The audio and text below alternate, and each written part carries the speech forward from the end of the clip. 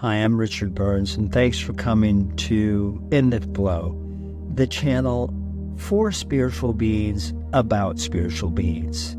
All of our episodes are embedded with transformational energy. Thus, as you watch, you can receive healing energy.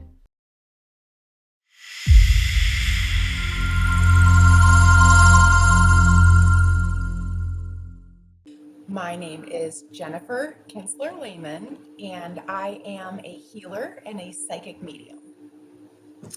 I started seeing spirit when I was 5 years old, and I thought maybe I was just going a little bit crazy at the time.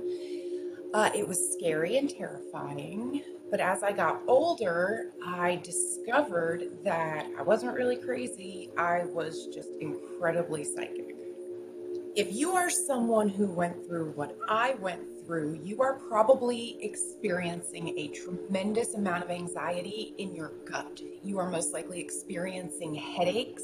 You are constantly feeling that there are eyes watching you. You might actually be hearing people or seeing figures. You may be seeing black shadows. You may find yourself leaning more on some type of substance or chemical dependency because it helps when you need to numb out how much information is coming at you all at once. I remember when we moved to our house after our farmhouse burned down, that house was so haunted. I would tell my parents that there were black figures and there were scary things in the house. No one would listen. No one listened.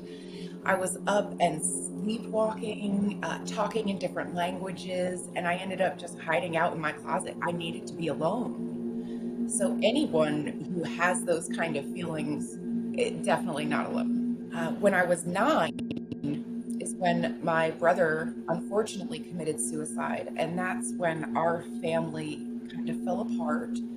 By 12, I was a full-blown alcoholic. I maintained crazy great grades, wonderfully excelling in music, but in terms of suffering, I was not able to process the fact that I could feel everything and every emotion around me. So my addiction was very, very strong. There were some childhood abuse issues. There was a lot of verbal abuse, and quite frankly, I understand that I was placed in a situation of darkness because my light is so bright and I could do it. By the time I was 19 is when I was introduced to Reiki for the first time to help with headaches. And then at 22 is when I got sober and things really shifted into high gear for me in the healing realm. One of the things that really shook me was I was in a car in New York City and I drove straight on into oncoming traffic and almost killed 4 people in the car, including myself, people I loved and cared about deeply. And the guilt that I carried, I could feel their fear. I could feel their panic. I could feel their loss of trust in me. And I just sank further and further and further away, desperately trying to get away from everything I was feeling. It was magnified.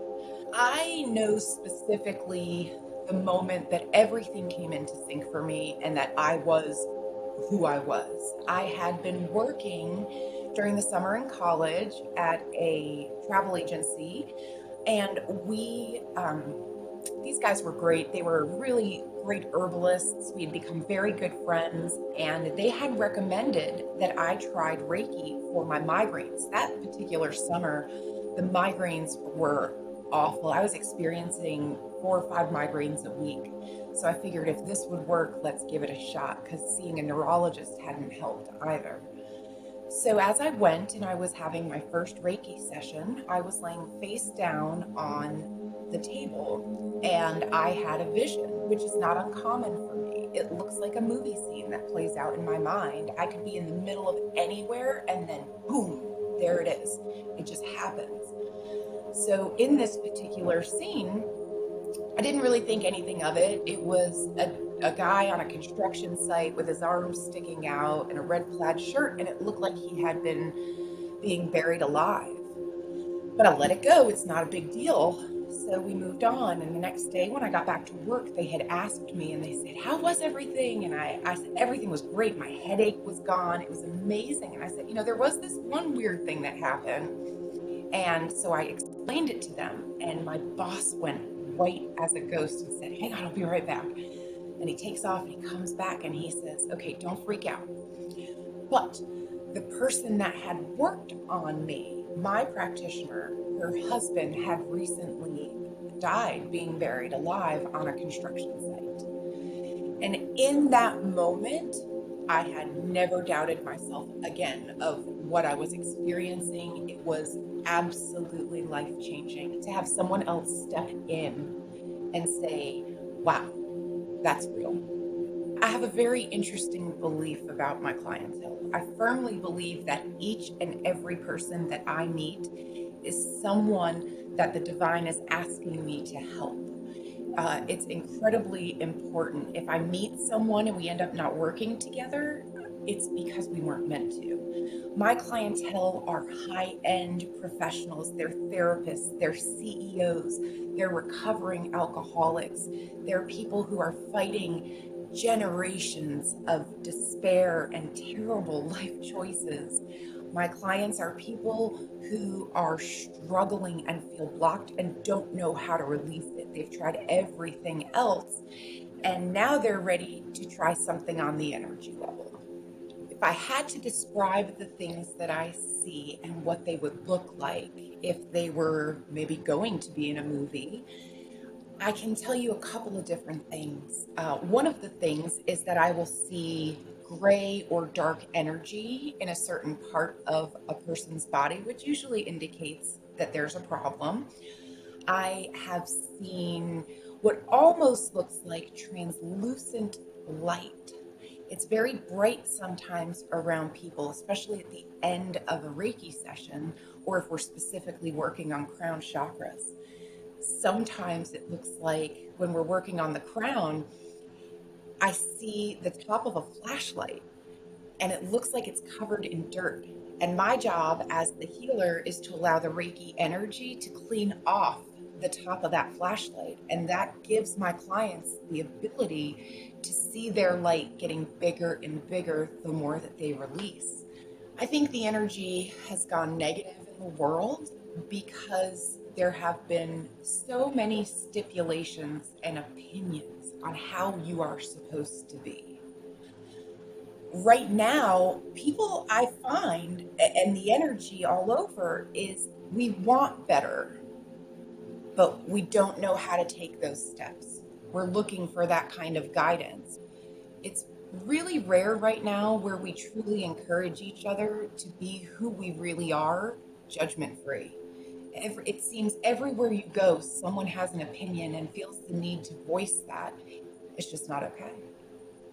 And light workers everywhere are waking up to help and make this better and to help combat that negativity and the expectations of doom. My message to someone who is struggling right now is that you've got to dig as deep as you possibly can and remember that you are worth everything in the entire world. So your life is meant to be lived. And if we are spending our precious time here, spending our energy and putting our energy in things that don't benefit us or things that don't feel good, we are literally wasting our lives. And we can say, nope, I'm not doing that anymore. I am never going to allow that in my life again and start over. And it's totally possible. I am a living testament. There is no logical reason why I am alive. I can tell you that despite my efforts and how sick I was in my recovery, I can tell you there is no logical explanation other than this is why I'm here. And to show people it is absolutely possible. My life's mission is to create a place that is safe for people to heal from trauma or heal from past life energy. My goal is to be able to reach all over the planet and let people know who feel that they are broken, that feel that there's no chance for them, that maybe they're a child seeing figures and no one's listening to them. I want people to have that resource that I never had. And my intention is to bring that message all over the world.